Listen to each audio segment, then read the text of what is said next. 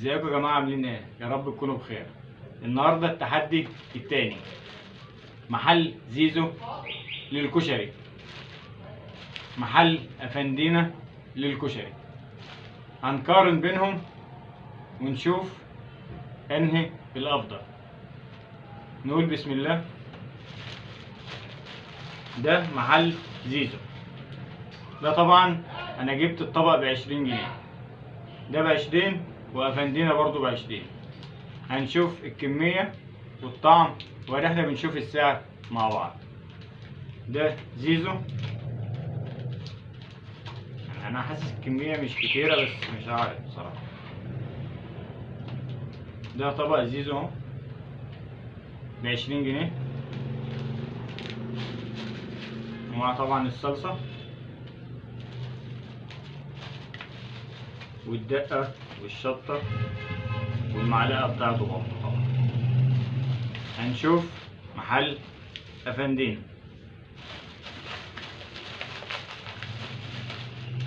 ده الطبق بتاعه ب20 جنيه برضه.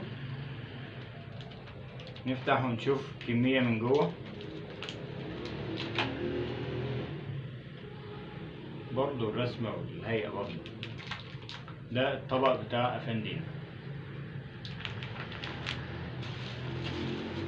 طبعا الدقة والشطة والمعلقة بتاعته والصلصة. الصلصة دي والصلصة دي يعني الاتنين زي بعض. زي ما قلنا الطبق ده زيزو وده محل افندينا زي ما انتوا شايفين. هنجهز الطلبين ونشوف التحدي. ورجعنا تاني بعد ما جهزنا الطلبين، شطة ودقة وصلصة، ونقول بسم الله وندوق. ده قلنا طبق زيزو.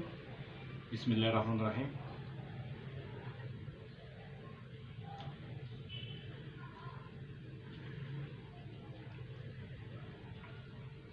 ما شاء الله كل حاجة مظبوطة حتى الشطة.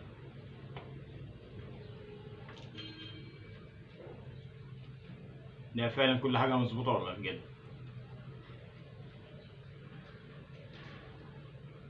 ما شاء الله بقى زيزو زي الفل. نشوف محل افندينا.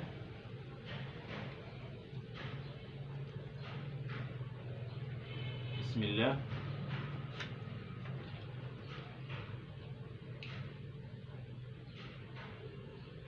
زي الفل برضه، يحس ان هما يعني معمولين في محل واحد.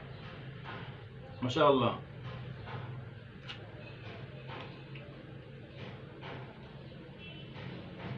طب والله والشطة كمان مظبوطة يعني. ما شاء الله على المحلين، سوا وطعم وريحة.